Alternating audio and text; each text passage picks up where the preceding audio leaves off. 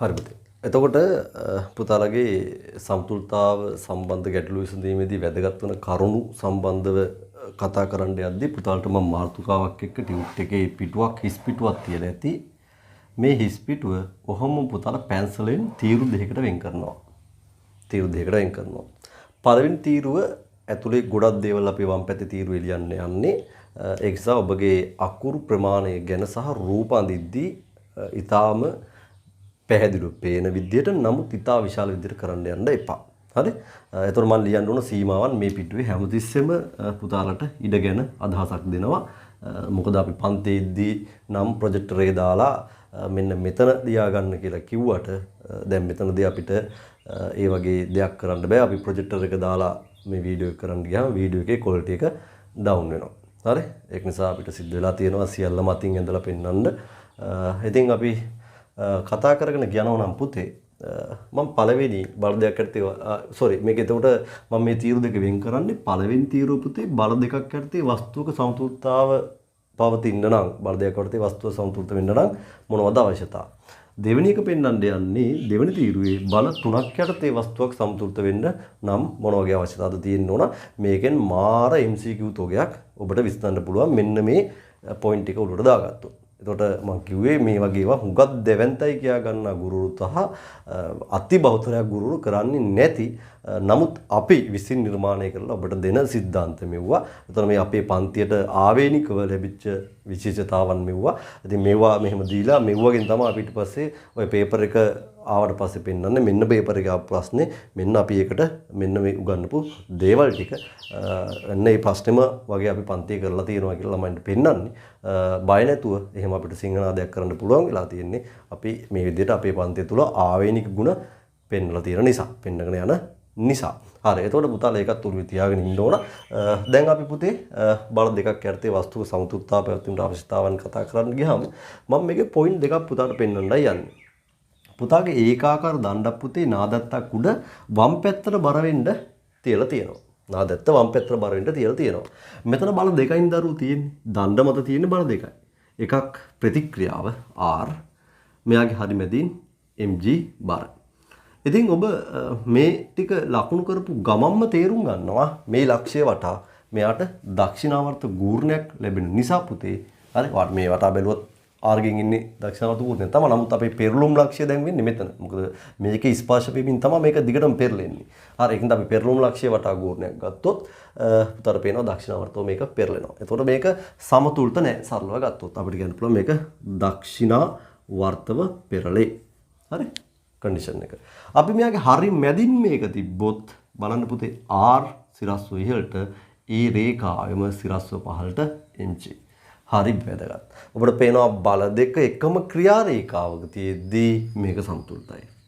සමතුලිත වේ. ඒ කියන්නේ බල දෙකක් යටතේ වස්තුවක් සමතුලිත වෙන්න එක පොයින්ට් එකක් අපිට මේකෙන් අහුවෙනවා.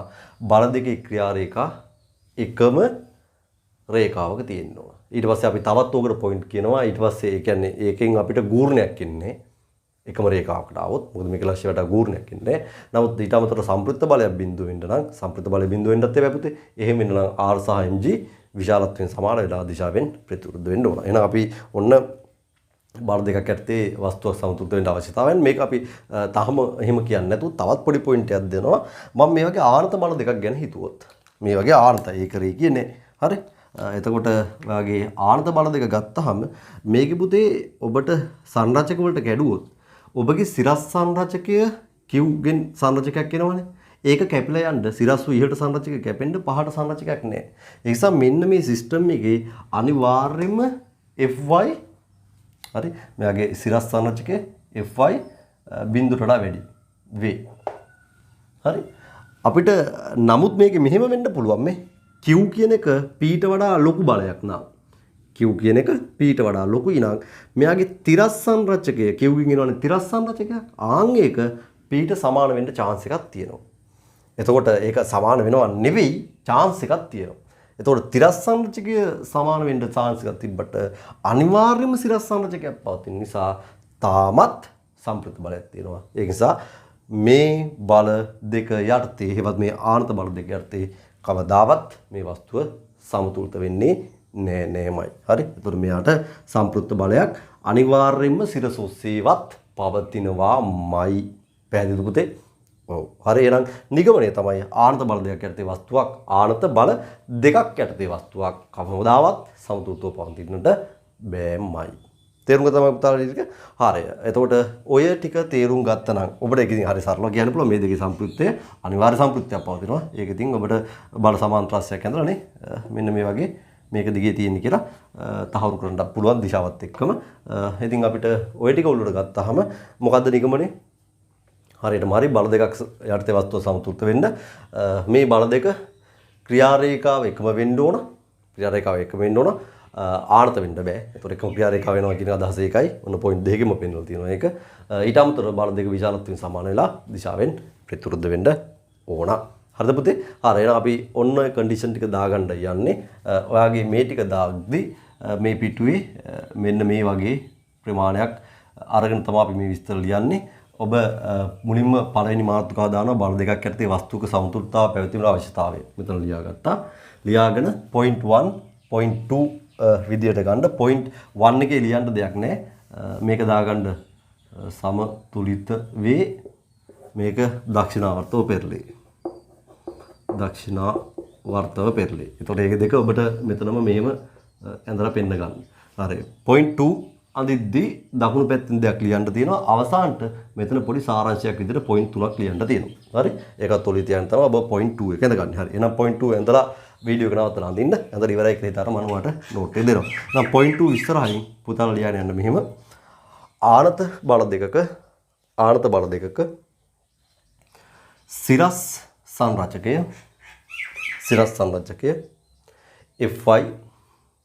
Fi දැන් විශාලයි බිඳුව වන බැවින්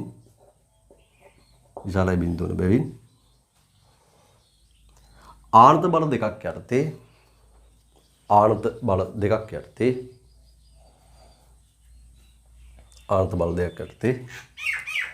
වස්තුව කවරදාවත් සමතුලිත නොවේ. හරි. එහෙනම් පුතාලා ඒකත් පෙන්න ගන්න. එතකොට මෙතන සිරස් සංරචකයේ බිඳුවයි වෙන්නේ නැහැ කියලා කිව්වේ මේ සිස්ටම් එකට අදාළව විතරයි ඈ. හරි. වර්ධව වටා ගන්න එපා. හරි. එතකොට මේ පොයින්ට් එක ඉවර නම් මෙන්න මෙතන යටින් මම කිව්වා සාරාංශයක් විදියට දාගන්න කියලා. මෙන්න මෙතන පෙන්න ගන්න සාරාංශ විදියට මෙහෙම ලියන්න යන්න. ඉහත අවස්ථා නිරීක්ෂණය කළ විට පහත නිගමනට එළඹිය හැක. හරි. ඉහත අවස්ථා නිරීක්ෂණය කළ විට පහත නිගමනට එළඹිය හැක. ලියන්න යන්න බල දෙකක් යටතේ වස්තුවක් සමතුලිතව පැවතීම සඳහා ලියන්න පළවෙනි පොයින්ට් එක බල දෙක විශාලත්වයෙන් සමාන විය යුතුයි. අංක 2 ඒවා දිශාවෙන් ප්‍රතිවිරුද්ධ විය යුතුයි. අංක 3 බලවල ක්‍රියාරේඛා එකම රේඛාවක් මත තිබිය යුතුයි. බලවල ක්‍රියාරේඛා එකම රේඛාවක් මත තිබිය යුතුයි. හරි. එහෙනම් ඔය ටික පුතාලා තේරුම් ගත්තා නම් මේකට අදාළව අපි පුංචි මේ පොයින්ට් එකෙන් කරන්න පුළුවන් දෙයක් එක්සැම්පල් එකක් අපි පෙන්න ගන්නයි යන්නේ. අපි ඒක පොඩ්ඩක් බලමු. පුතාලා එතකොට මෙතන දාගන්න එක්සැම්පල් එක විතර දාගන්න. පුතාලා ලියන්න රූපේ පෙන්වා ඇති පරිදි එකම තහඩුවකින් කපාගත් අරය 2r හා r තහඩු දෙක එකිනෙකට පෑසීමෙන් සාදාගත් ආස්තරය කැපිටල් A ලක්ෂයෙන් එල්ලූ විට O1 O2 කේන්ද්‍රයාකරණ රේඛාව සිරස සමග සාධන කෝණය සොයන්න.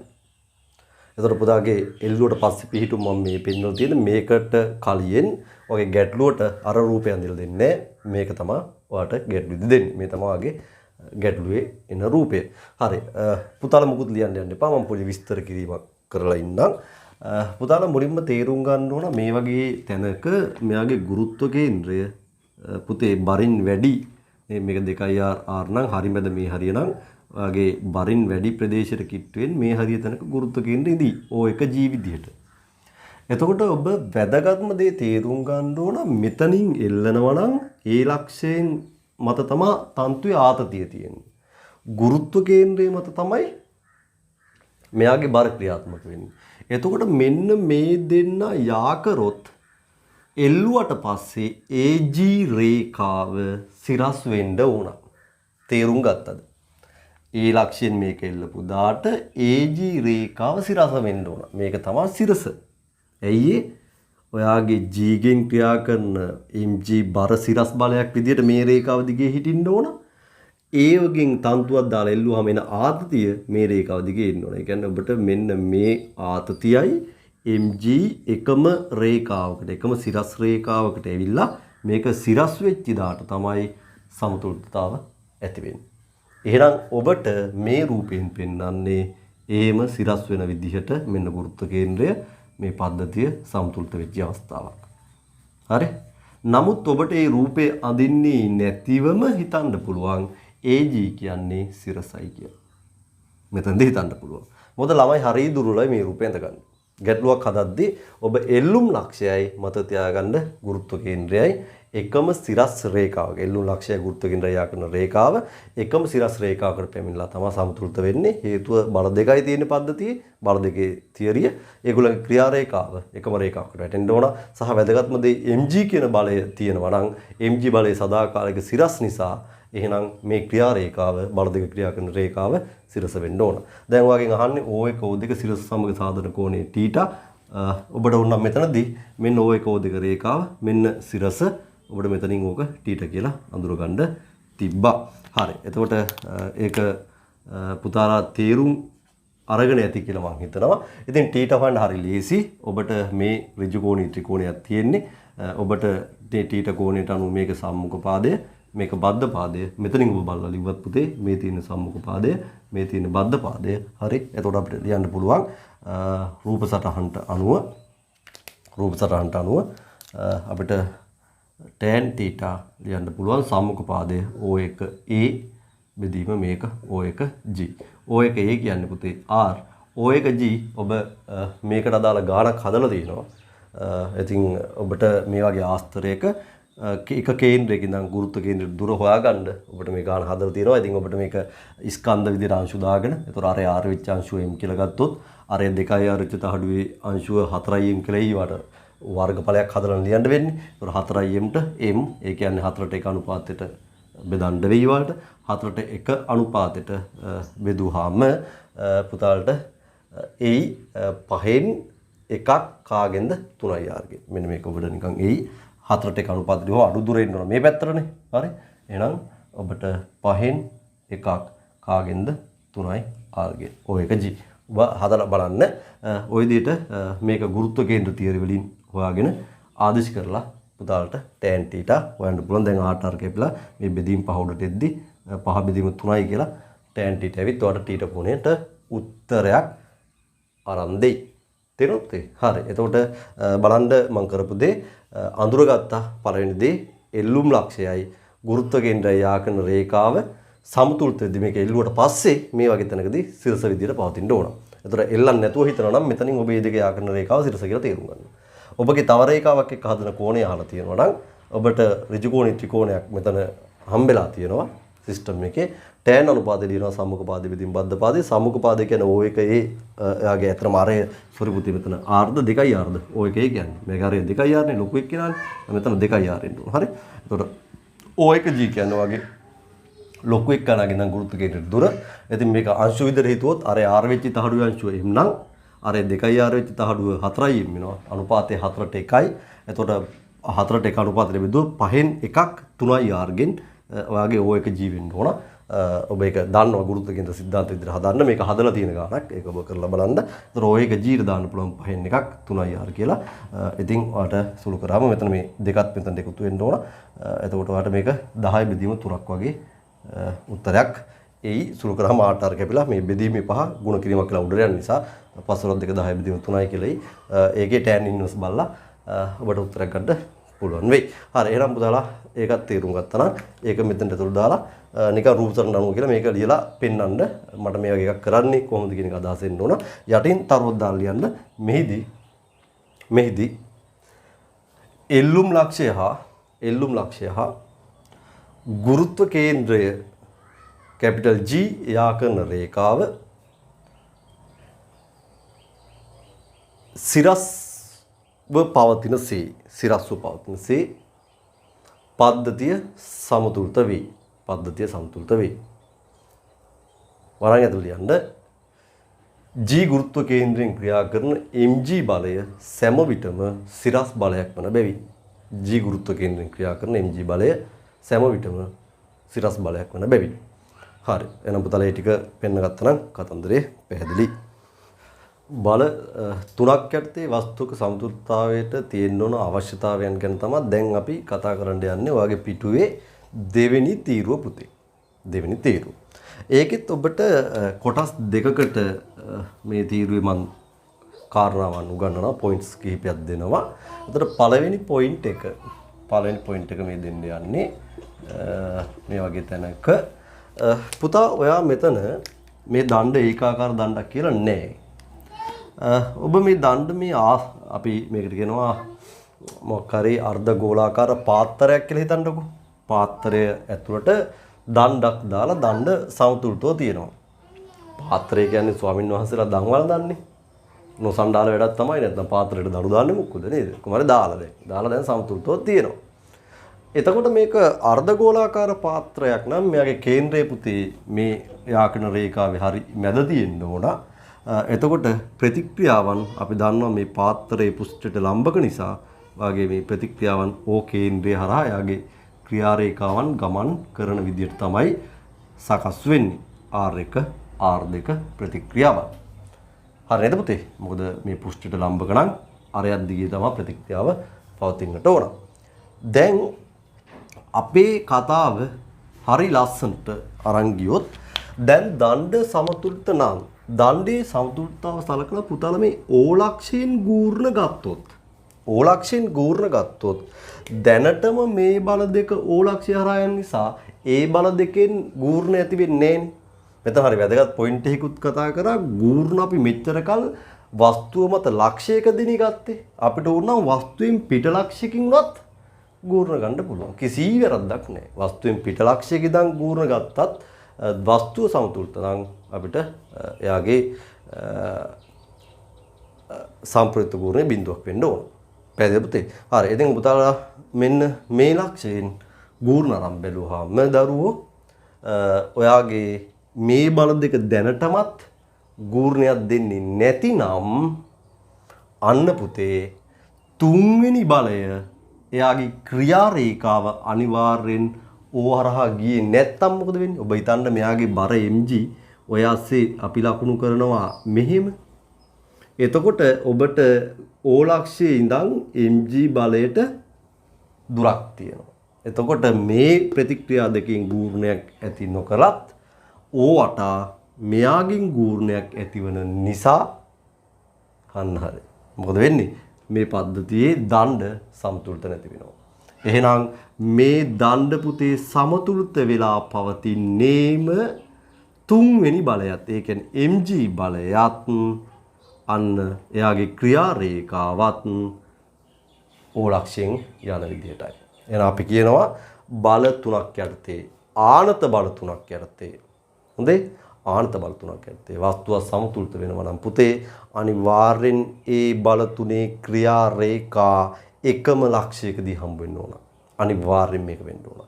එහෙම නොවුනොත් පුතේ මෙන්න කතන්දරේ බල දෙකක් අනිවාර්යෙන්ම හම්බෙන්න බෑ. ක්‍රියා රේඛා ආනත නම් බල දෙකක් අනිවාර්යෙන්ම හම්බෙන්න බෑ. ඒ බල දෙක හම්බෙන ලක්ෂයේ වටා තුන්වෙනි බලයෙන් ගූර්ණයක් ඇති කරනවා. මොකද්ද මේ කියන්නේ? හරි ඔබ කල්පනා කරලා බලන්න. හරි මෙන්න මෙහෙම මම බිත්තියකට දණ්ඩක් අසව් කරා. හරි අසව් කරා. මේ කෙළවරින් ඔබ තන්තුකුත් දැම්මා. ඔන්න දැන් අපි කතාවක් කියනවා. මෙයාගේ හරි මැද ඒකාකාර දණ්ඩක් නම් ඔන්න හරි මැද mg. තන්තුවේ ආතතිය දැන් මේ දෙක ෂුවර්. ඔය බල දෙකේ ක්‍රියා රේඛා ෂුවර්. එතකොට මේ දෙක යා කරාම පුතේ මෙතනින් මේ දෙක හම්බෙන්නේ. එතකොට මේ ලක්ෂයේ වටා මම මේක ඕක කියන්න. මේ ලක්ෂයේ වටා දණ්ඩ සමතුලිත නම් ගූර්ණ බිඳුවක් වෙන්න. එතකොට ගූර්ණ බිඳුවක් වෙන්න මෙන්න මේ අසව්‍යයෙන් ඇති කරන ප්‍රතික්‍රියාව ඒක අපි මේ වගේ දැන්ට ගන්නේ RX RY කියලා බල දෙකක් විදියටනේ. ඒතකොට එයාගේ සම්ප්‍රයුක්තයේනේ මොකක් හරි දිශාවකටනේ. අපි තුන් මේ වගේ දිශාවකට කියලා. ඒතකොට මෙයා මේ ඕගෙන් පිට තැනක හිටියොත් මේක වටා මේ දෙන්න ගූර්ණයක් දෙන්නේ නැහැ. නමුත් ඔයාගේ R ප්‍රතික්‍රියාව ගූර්ණයක් දෙනවා. ඒ කියන්නේ මේ පද්ධතිය සමතුලිත නැහැ. එහෙනම් කන්ඩිෂන් එක තමයි අන්න ඔබ R ගේ දිශාව දැන් දන්නවා. මොකද්ද? R උත් අනිවාර්යයෙන්ම O ලක්ෂය හරහා යන්න ඕන. දැකද? පුදුම ලස්සන කතාවක්. පුදුම ලස්සන කතාවක්. හරි. එතකොට දැන් මේ වගේ තැන්වලදී ඔබට හරිම ලේසි ගැටලු විසඳන්න මේ වගේ R ගේ දිශාව දැන් ඔබ එකපාරටම දැනගන්න. තේරුණාද පුතේ? හරි. එතකොට මෙහෙම සංකල්ප වලට යන්න ඔබට මේ පොයින්ට් එක මතක තියාගෙන හිටියේ නැත්තම් බෑ. හරි. එහෙනම් අපි මේ පොයින්ට් එක හරියට දාගමු. එතකොට අපිට මෙවැනි ගැටලුවක් ආවොත් බය නැතුව කෙටි ක්‍රමයකින් උත්තර දෙන්න පුළුවන්. හරි. එතකොට අපි මේකට අදාළව පුතාලා ඕකේ මේ රූපය ඇඳගමු. මේ රූපය ඇඳගමු. හරි. මේ රූපය ඇඳගෙන මොකද දකුණු පැත්තේ මට මේ රූපය ඇඳින්න දෙන්න බෑ. දකුණු පැත්තේ මම නෝට් එකක් දෙන්න ඕන. එතකොට ඔබ අඳින්න මෙන්න මේ හරිය point 1 කියලා දාලා මුලින්ම මාතෘකාව ලියනවා බල තුනක් යටතේ වස්තු සමතුලිතතාව පැවැත්වෙන අවශ්‍යතාව කියලා. point 1 යටතේ මෙන්න මේ හරිය රූපේ ඇඳගන්න මෙතන අපි පොඩි විස්තර කිරීමක් ලියලා යටිනුත් අපිට පොඩි විස්තර කිරීමක් දෙන්න තියෙනවා. හරි. එහෙනම් පුතා රූපේ වීඩියෝ එක නවත්තලා අඳින්න. ඊට පස්සේ දකුණු පැත්තෙන් මේක අපිට කරලා දාමු. මේක අපිට ගණන් අවස්ථාවලදී හම්බ වෙනවා. මෙතනින් ඉස්සරහින් ඔහොම ලියාගෙන යන්න. හරි. පුතා ලියමු. ආස්තරය තුල සමතුලිතව පවතින දණ්ඩ සැලකූ විට ලියන්න පළවෙනි අංක 1 R1 හා R2 ප්‍රතික්‍රියා O කේන්ද්‍රය හරහා ගමන් කරයි. අංක 2 ඔයාලට එතන ඉඩ මෙතන මදි වුණොත් යටට ඇවිල්ලා ලියන්න. අංක 2 එවිට O වටා දණ්ඩේ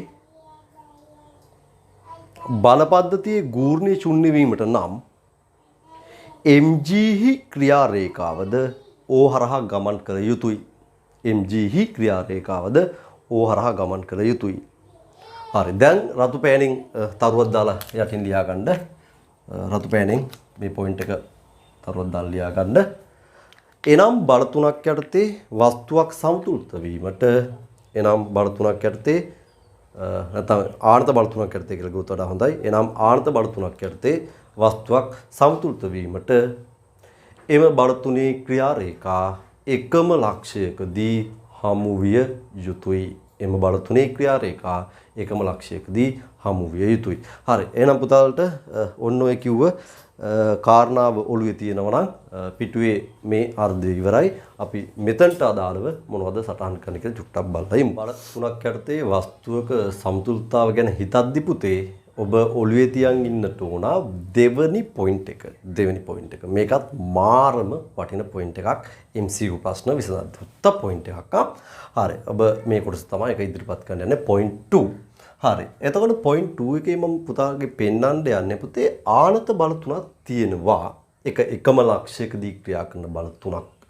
එතකොට මේකේ බල දෙකක් පැහැදිලිවම දීලා තියෙනවා. තුන්වෙනි බලය දැන්ට මම දීලා නැහැ. හැබැයි කිව්වොත් පුතාගේ මේ බල තුන යටතේ මෙහා සමතුලිතයි කියලා දරුවෝ අපි සෙන්ටිමීටර් එකකින් නිව්ටන් එකක් දක්වන පරිමාණයට අඳිමු බල ත්‍රිකෝණයක්. බල ත්‍රිකෝණයක් ඇඳෙන්නේ මෙතන නේද? හරි. එතකොට ඇත්තටම බල බහුවස්ත්‍රයක් කියලා කියවනම් වඩා හොඳයි. මොකද බල දෙකක් කරන්නේ අපි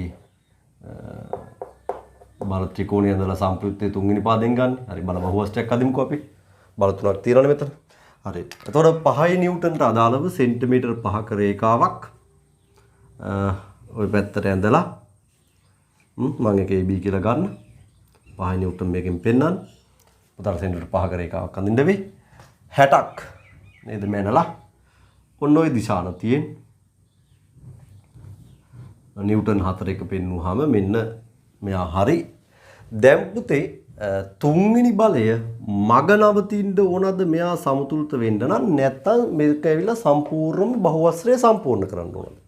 අපි දන්නවා බහුවස්ත්‍රයකින් මේ බල ටික පෙන්වගෙන යද්දී ඔයාගේ බල පද්ධතිය බහුවස්ත්‍රය ඇවිල්ලා සංවෘත කළොත් තමයි ඔයාට පටන් ගන්න තැනයි අවසන් වෙන තැනයි යාකන්න රේඛාවක් නැතුව යන්නේ. ඒක ප්‍රතිඵලයක් විදිහට සම්ප්‍රයුක්තයක් පෙන්වනවා. එහෙනම් දැන් මෙයා සමතුලිත නම් සම්ප්‍රයුක්තයක් නැහැ නේ පුතේ. සම්ප්‍රයුක්තයක් නැත්නම් මෙයා කෙලින්ම මේ ආරම්භක තැනටම එන්න ඕන. ඒ කියන්නේ ඔයාගේ P කියන බලයට අනුරූප ඔයාගේ පාදය ඔබට දික් කරොත් එයා තිරසත් එක්ක හදන කෝණය පුතාට මෙතනින් මැනලා ගත්ත හැකි. මෙන්න ඔබගේ P බලය. ඒ ගාන කියනවා මේක යටතේ මෙයා සමතුලිතයි. සමතුලිත නම් අපිට කියන්න පුළුවන් ඒ බල තුන අරගෙන ඔබ ඇන්දොත් බහුවස්ත්‍රයක් අදින බහුවස්ත්‍රය ඔබට ත්‍රිකෝණාකාරව තමයි පේන්නේ. ඔයාගේ සංවෘත බහුවස්ත්‍රයක් වෙන්න ඕන. දැන් ඔබට ජ්‍යාමිතිකව මේ P ගේ දිග ගන්න පුළුවන්. නැත්නම් ඔබට මේක ඇඳලා මයින්ඩ් පුළුවන් පරිමාණයකට ඔය කොහොම කරත් ඔබට සමතුලිතව ඉන්න P ගේ වටිනාකම මේක සමතුලිත වෙන්න අවශ්‍ය P ගේ වටිනාකම මේ θ කෝණය හොයන්නට පුළුවන්. කන්ඩිෂන් එක තමයි ඔයාගේ බල තුන යටතේ වස්තුව මේක බල තුනක් නෙමෙයි ඕනම ගානකට මේ කන්ඩිෂන් එක වළංගුයි. බල තුන යටතේ මම මේක දෙන්නේ තව පොඩි කාරණාවක් මෙතන මට එකතු කරන්න ඕන නිසා බල තුන යටතේ වස්තුව සමතුලිතයි නම් ඔබට බල තුනෙන් බල සම්පූර්ණ ත්‍රිකෝණයක් ඇඳිලා සංවෘත ත්‍රිකෝණයක් නැත්නම් බහුවස්ත්‍රයක් ඇඳෙන්න ඕන. පැහැදිලි පුතේ? හරි. එතකොට දෙවෙනි පොයින්ට් එක තමයි දැන් මම වැදගත්ම පොයින්ට් එක කියන්න යන්නේ. ඔයාගේ අපි කියනවා පුතේ ත්‍රිකෝණයක් සම්පූර්ණ කරන්න නම් ජ්‍යාමිතිකව ත්‍රිකෝණයක් ඇඳ ගන්න නම් මේ ත්‍රිකෝණේ පුතාලට පේනවනේ දිගින් වැඩි පාදයේ පුතේ. නිකන් අපි ගමු දරුවෝ ජස්ට් ත්‍රිකෝණයක්. හරි. නිකන් මම ත්‍රිකෝණයක් ගන්නවා. ජ්‍යාමිතික ත්‍රිකෝණයක්. හරි. ඕකේ දිගින් වැඩි පාදය අපි හිතමුකෝ මේක C කියලා හිතන්නකෝ. මේක AB. අපි තාර්කිකව කියන්න පුළුවන් පුතේ කුඩා දිගෙන් අඩු පාද දෙකේ එකතුව දරුවෝ. කියන්නේ AB නේ දැන් අඩු පාද දෙක ඒකේ එකතුව අනිවාර්යයෙන්ම ලොකුයි ඔයාගේ පුතා දිගම පාදයට වඩා.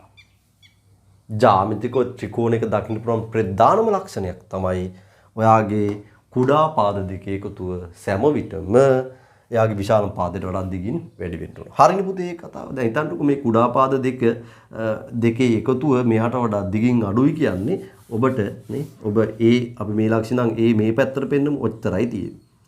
අපිට B පෙන්නමු මෙච්චරයි තියෙන්නේ කියලා. ඒකනේ අදහස. එතකොට A ගේ B ගේ එකතුව C ට වඩා අඩුයි. ඒතර කවදාවත් මේ ලක්ෂණ දෙක අපිට ආනතව එකතු කරන්න පුළුවන්ද? මෙහෙම කෙලින්මත් එකතු කරන්න බැහැ. බෑනේ. අනිවාර්යෙන් මේ තනින් යන මෙන්න මේ පාද A පාදයයි B පාදයයි මේ ලක්ෂ දෙකේ ඉඳන් ආනතව තියලා එකතු කරන්න නම් මේ දෙකේ එකතුව C ට වඩා මොකක්ද තියෙන්න ඕනද? වැඩි වෙලා තියෙන්න ඕන. නැත්නම් මේ දෙක එකතු කරන්න බෑ. පැහැදිලිද මම කියන කතාව? හරි. එහෙනම් අපි කියනවා ජ්‍යාමිතික ත්‍රිකෝණයක් පැවතීම සඳහා ප්‍රධානම අවශ්‍යතාවයක් තියෙනවා. මොකද්ද? ඔයාගේ කුඩාම පාද දෙකේ එකතුව අනිවාර්යයෙන්ම විශාලම එකට වඩා වැඩි වෙන්න ඕන. ඒක අපි විශාලත්වයේ දිහා බලලයි කරන්නේ. හරි නේද? හරි.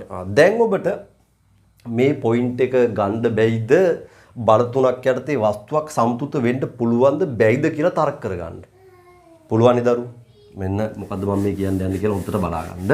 හරි. දැන් පුතාගෙන් අහනවා පහත ගානක් විතර දෙනවා. මෙන්න A B C කියලා අවස්ථා තුනක බල පද්ධති තුනක් වාට දෙනවා. හරි. මම මෙතන මෙහෙම දෙන්නම්කෝ.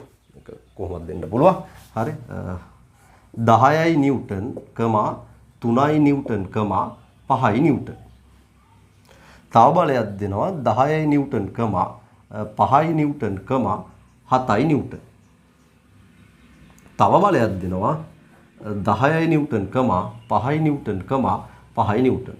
දැන් ප්‍රශ්නයක් අහනවා මේ බල පද්ධති තුන යටතේ වස්තුවක් සමතුලිත වෙනවා නම් සමතුලිතව පවතිනවා නම් එහෙම පවතින්න පුළුවන් අවස්ථාව මොකද්ද? නැත්නම් අවස්ථා කිහිපය මොකද්ද? එතකොට පුතාගේ බලවල දිශානතිය දීලා නැහැ. ඒ කියන්නේ ආනතය කොහොමද කියලා දීලා නැහැ. ඒ කියන්නේ පුතාට මේ බල තුන කැමැති ආනතියකින් පිහිටවන්න පුළුවන්. ඔයාට ඕඩ කෝණ වලින් තියාගන්න පුළුවන්. තියෙන සමතුලිතව තියාගන්න පුළුවන්ද කියලා යහන්නේ. ඒ කියන්නේ සමතුලිතව පවතින පුළුවන් එකම එක අවස්ථාවක්. මොකද මේ වගේ ත්‍රිකෝණයක් ඇඳහම මේ කෝණ සෙට් වෙන්නේ එකම අවස්ථාවකටනේ. ඒ අවස්ථාවක් එහෙම තියෙන්න පුළුවන්ද කියලායි වගේ අහන්නේ. තේරෙනවද පුතේ? ඒතර එක අවස්ථාවයි එහෙම තියෙන්නත් පුළුවන්. අනිත් අවස්ථාවල සමතුලිත නැහැ. හරි. එතකොට දැන් ඔබ මෙවැනි තැනකදී චෙක් කරන්නේ මේ බල තුනෙන් ත්‍රිකෝණයක් කම්ප්ලීට් කරන්න පුළුවන්ද කියන තර්කය. එතකොට මෙතන දිශාව ගැන හිතන්නේ නැතුව මොකද ත්‍රිකෝණයේදී අපි මේක දැන් බලන්නේ මේ 3යි නිව්ටන් කිව්වට මේක සෙන්ටිමීටර කියලා හිතාගෙන තමයි කරන්නේ. ඇයි ඔබ ත්‍රිකෝණයක් අඳිනවා නම් දිග සෙන්ටිමීටර වලින් වැටෙන්නේ. එතකොට ඔබ බලනවා කුඩාම පාද දෙක විදිහට 3යි 5යි එකතු කරාම අන්න වගේ 10ට වඩා ඒක චූටි. මෙතන ඔබට මේකෙදි ගැටලුවක් මේ 3-5 චූටි 10ට වඩා. ඒ කියන්නේ ත්‍රිකෝණයක් සම්පූර්ණ කළ නොහැක. ඒ කියන්නේ මේ බල පද්ධතිය සම්පූර්ණ ත්‍රිකෝණයකින් පෙන්වන්න බෑ. මේ වගේ සංවෘත ත්‍රිකෝණයකින් පෙන්වන්න බෑ. ඒක මේක කවදාවත්ම සමතුලිත වෙන්නේ නැහැ. මෙතන ඔබට කියන්න පුළුවන් 5-7 විශාලයි 10 අපිට මේක එක අවස්ථාවකදී බල ත්‍රිකෝණයක් සම්පූර්ණ වෙන්න පුළුවන්. එක අවස්ථාවක් ලැබෙන්න පුළුවන් මේ වගේ සංවෘත බල ත්‍රිකෝණයක් ලැබෙන. ඒකින්ද මෙයා සමතුලිතව පවතින්න පුළුවන්. හරි එක අවස්ථාවක් තියෙනවා සමතුලිතව පවතින්න පුළුවන්. මෙයාගේ ඔයාගේ ඇත්තටම මේකේ මේ දෙකේ එකතුව මෙයාට සමාන නිසා ඔයාගේ මේක සමතුලිත වෙනවා නම් අනිවාර්යෙන් පුතේ මේ බල ආනත වෙන්න බෑ සමාන්තර වෙන්න ඕන. ඒ කියන්නේ පහේ දෙන්න සිරස්ව ඉහළ තිබිලා 10 සිරස්ව පහළට තිබ්බොත් විතරමයි මේක සමතුලිත වෙන්න පුළුවන්. මෙතනදී ඔබට කියන්න වෙන්නේ 5-5 සමානයි 10 වන බැවින් ඒ කියන්නේ චූටි දෙක එකතුව 10ට සමාන වන බැවින් බල සමාන්තරව පැවතෙන විට පමණක් සමතුලිත වේ. ඒ කියන්නේ ඒතර මේ අවස්ථාව කොටින්ම බෑ. මේ අවස්ථාව දෙකේ සමතුලිත අවස්ථාවක් ලබා ගන්න පුළුවන්. හරි. එහෙනම් පුතාලගේ තර්කයේදී මට මේකට වඩා මේක ඔබ කලින් සමාන්තර බලවල දැනගෙනත් ආපු එකක්. මෙන්න අවස්ථා දෙක මේක සමතුලිත වෙන්න බෑ. මේක සමතුලිත වෙන්න පුළුවන් කියලා තාර්කිකව ඔබ හිතන්න පුරුදු වෙනවා. මෙන්න මේ කන්ඩිෂන් එක ඔළුවේ තියාගෙන. හරිනම් අපි මේක පිළිවෙලට නෝට් එකට එකතු කරන්නයි යන්නේ. මේ කිව්ව සියල්ලම මේක ASCII පෙන්වන්න ඕන. පුතාලා මුලින්ම point 2 විදියට දාලා මේ රූපෙයි මේකයි පොඩියට ඇඳගන්න යටින් ඒක සම්බන්ධව මම නෝට් එක දෙනවා. ඊට අමතරව මේ එක්සැම්පල් එකක් විදියට මේකත් අපි කම්ප්ලීට් කරනවා. හරි එහෙනම් පුතාලා රූපය ඇඳින්න. හරි රූපෙට යටින් පුතාලා ලියන්න මෙහෙම. බල තුනක් යටතේ වස්තුව සමතුලිතව පවතී නම් කියලා කමාවක් දාලා යටින් ගන්න අංක 1 එම බල තුන භාවිතයෙන් සංවෘත බහුවස්ත්‍රයක් වරන් ඇතුළේ ත්‍රිකෝණයක් ලැබිය යුතුයි. එම බල තුන භාවිතයෙන් සංවෘත බහුවස්ත්‍රයක් නැත්නම් ත්‍රිකෝණයක් ලැබිය යුතුයි. අංක 2 ජ්‍යාමිතික ත්‍රිකෝණයක් පැවතීම සඳහා ත්‍රිකෝණයේ කුඩාම පාද දෙකේ එකතුව දිගම පාදයට වඩා ඝනත්වයෙන් වැඩි විය යුතුයි. දැන් පුතාලා යටින් තරුවක් දාලා රතු පෑනෙන් ලියා ගන්න. මෙම අදහස දී ඇති බල තුනක් යටතේ වස්තුවක් සමතුලිතව පැවතිය හැකිද යන්න පරීක්ෂා කිරීමට භාවිතා කළ හැක. හරි. ඔය ටික පුතාලා දාගෙන දාන් ගන්න එක්සැම්පල් එකක් විදිහට එක්සැම්පල් පහත ABC බල පද්ධති තුන යටතේ වස්තුවක් සමතුලිතව පැවතිය හැකිද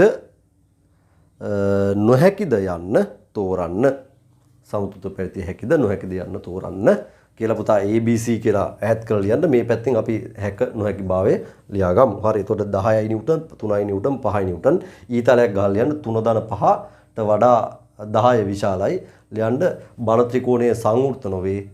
බල පද්ධතියෙන් සමතුලිත අවස්ථාවක් නොලැබේ. බල පද්ධතියෙන් සමතුලිත අවස්ථාවක් නොලැබේ. මේ අවස්ථාව දාලා ලියා ගන්න 5-7 විශාලයි 10 බල ත්‍රිකෝණයේ සංවෘත අවස්ථාවක් ලබා ගත හැක. එබැවින් බල පද්ධතියේ සමතුලිත අවස්ථාවක් ලැබේ. බල පද්ධතියේ සමතුලිත අවස්ථාවක් ලැබේ. මෙතන 5 සමානයි 10යි වන බැවින් බල පද්ධතිය සමාන්තර විට සමතුලිත අවස්ථාවක් ලබා ගත හැක. හරි. එතකොට ඔන්නවට අවස්ථාවන් ටික තෝරගත්තා. ඉතින් ඔය තමයි ඔයාගේ සමතුලිතතාව ගැන කතා කරද්දී අපිට සංකීර්ණ ගැටලු සරලව දකින්නට අපේ ඔළුව තුල හැමතිස්සෙම වැඩ කරන්න ඕන දේවල්. ජ්‍යාමිතික දැනුම්, බල බහුවස්ත්‍ර සම්බන්ධ දැනුම්. හරි. ඊට පස්සේ ඔබට තව කාරණා කිහිපයක් එකතු කරලා මේ කිව්ව කාරණා හොද්දට ඔළුවේ තියාගෙන ඉන්න මගේ පුතාලා. ඔබට මම මෙව්වත් එක්ක විභාග ප්‍රශ්න සාකච්ඡා කරන වෙලාවේදී SBT සාකච්ඡා කරන වෙලාවේදී අපි පන්තියේ කතා කරන ගැටලුවකට සාකච්ඡා කරන වෙලාවේදී මේ පොයින්ට් උලුප්පලා පෙන්නන්නම් ගැටලු ලේසි කරගන්න කොහොමද ඒවා භාවිතා කරන්න කියලා. ඉතින් ඔබ මේවා ටික මම මේ ගැටලු ආකාර සාකච්ඡා කරන තුරු ඔළුව තුල හොඳින් පවත්වා ගන්න. මොකද අපිට නැත්නම් මේ ගැටලු ආකාරයේදී ඒක නැවත මතක් කරගන්න කරදර වෙන්න නිසා. හරි එහෙනම් පුතාලා ඔය තමයි ඔයාගේ ඒකකේ සියලුම સિદ્ધාන්ත ටික. ඉතින් මෙතනින් පස්සේ වාට මේ ඒකකයට අදාළව ඕනම ගැටලු ආකාරයක් මම මෙතනින් පස්සේ ඔබට නවත්තලා තිබ්බ ඕනම තැනක ඕනම ගැටලු ආකාරයක් තනියම හිතීමේ අවස්ථාවක් තියෙනවා. අපිට ගැටලු ආකාර කිහිපයක ගණන් තව ඉතුරුලා තියෙනවා. ඉතින් අපි ඒවා ඉදිරි සෙෂන් වලදී සාකච්ඡා කරනවා. නමුත් මම මෙතනින් පිටිපස්සේ ඔබත් එක්ක නිව්ටන් නියම ආරම්භ කරන්නයි අදහස් කරන්නේ. අපි ඒකට මාරු වෙනවා. එතෙක් ඔබ මේ නිබන්ධනයේ સિદ્ધාන්ත ටික උඩු තියාගෙන ගැටලු ආකාර සියල්ලම ඔබ තනියම උත්සාහ කරන්න.